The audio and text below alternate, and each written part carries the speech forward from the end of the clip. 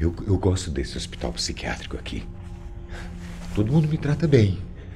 Embora alguns deles sejam doidos. Bem doidos. São doidos.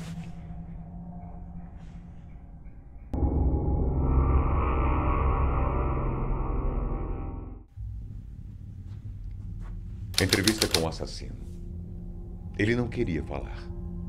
Foi quando colocaram o cadáver de Elisa em sua frente. Depois disso, ele disse aos investigadores tudo o que queriam saber. O que era tudo aquilo em sua casa? Por que acumulava todos aqueles corpos? As partes humanas foram vítimas de homicídio? Ou havia outra resposta? Ele não confessou todas aquelas mortes. Naquele dia, a cidade descobriu que o inofensivo Ed não era apenas um sujeito estranho. Depois da descoberta de seus crimes, foi apelidado de o Carniceiro de Plainfield.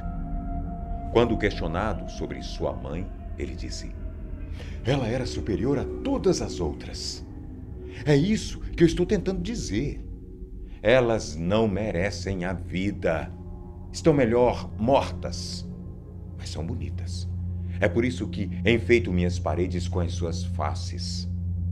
Todo o cadáver é também matéria-prima."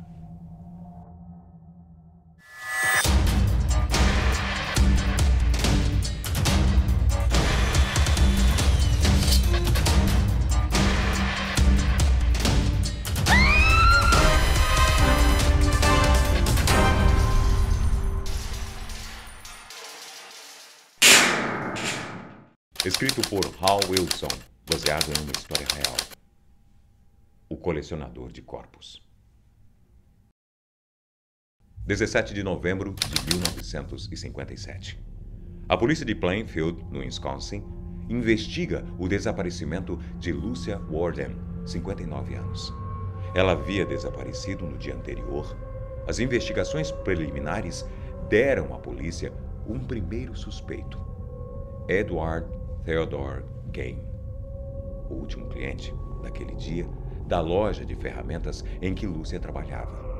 Ed era visto como um sujeito solitário, de comportamento tímido e estranho. A polícia então decidiu conversar com o suspeito. Chegaram em sua propriedade e a fazenda parecia estar totalmente abandonada. Logo perceberam que os estalos do piso amadeirado indicavam que havia alguém em casa. E antes que batessem a porta, Edward atendeu. Diante dos policiais, ele permaneceu calado, com os olhos arregalados e a respiração ofegante. O xerife pediu que ele o acompanhasse até a delegacia para ajudar em uma investigação. Ele respondeu que ninguém teria provas para incriminá-lo pelo assassinato de Lucia Warden. Depoimento estúpido. A sua declaração serviu aos policiais como uma confissão clara de seu crime. Ed foi imediatamente preso. Em sua casa, encontraram centenas de sacos acumulados. O cheiro era insuportável. O lixo em decomposição parecia estar ali por meses. O xerife responsável pela investigação continuou seguindo pelos cômodos escuros do lugar. Na cozinha, a pouca luz através da janela iluminava o cadáver pendurado em um gancho de carne. Aquele era o corpo de Lúcia. Com o ventre e o tórax abertos, o corpo decapitado da mulher estava pendurado pelos pés.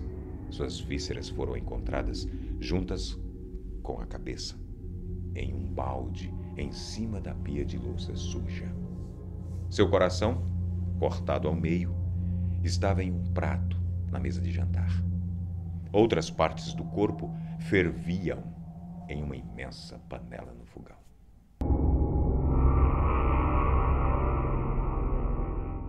13 de agosto de 1956. Dias antes. Meia-noite. O colecionador de corpos arrasta Elisa pelo chão da sala. Os gritos agudos da jovem de 20 anos são abafados pela forte chuva lá fora. Os relâmpagos iluminam o interior do cômodo e a cada segundo a agonia de sua vítima se torna mais forte. Edward decorava sua sala com 9 máscaras putrificadas, feitas com a face de mulheres mortas. Na cozinha, outros 2 corpos em decomposição, debaixo da mesa. Estão partidos ao meio, como um brinquedo em pedaços. Suas cabeças foram guardadas em caixas e as suas peles totalmente arrancadas. Elisa é pendurada em um gancho de carne. Um único corte em sua garganta é o suficiente. Ela sangra até a morte. O assassino cruel toca o seu corpo com delicadeza. Os pequenos cortes distribuídos pelo seu cadáver marcam o lugar exato em que a pele será retirada. Ao recortá-la, ele observa as curvas. O sangue ainda quente escorre por suas mãos. Pensava como era parecida com sua mãe. Ele corta a genitália de Elisa com delicadeza e deposita as suas partes em uma caixa de sapatos cheia de suas lembrancinhas. Nessas caixas, em um ritual insano, brilhava a vagina de sua mãe, pintada de dourado, destacando a sua superioridade como mulher. O colecionador de corpos usa uma máscara feita de tecido humano, retalhos de pele arrancados de suas vítimas. Enquanto costura a pele de Elisa sobre o próprio tórax, ele prepara o jantar. Aquela seria uma noite especial.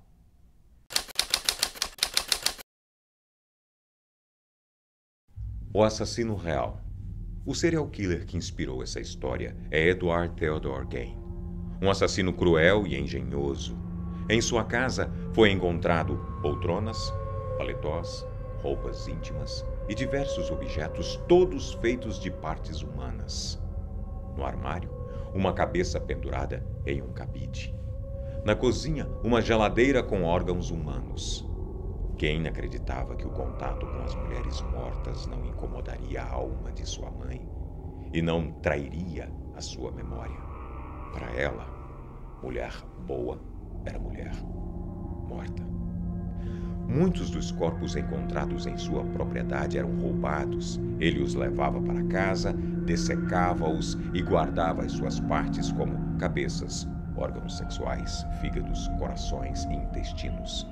A idade das mulheres era quase sempre próxima à idade de sua mãe no momento da morte. Edward passou 10 anos internado em um hospital psiquiátrico. Depois disso, foi considerado mentalmente insano. Ele morreu de velhice, aos 77 anos, em um hospital de saúde mental. Era considerado por muitos como um velhinho muito simpático e gentil.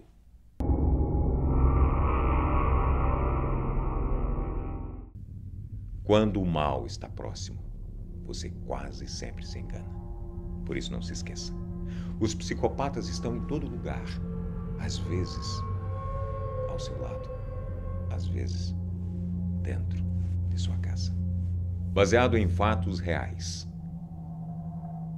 A Máscara da Morte.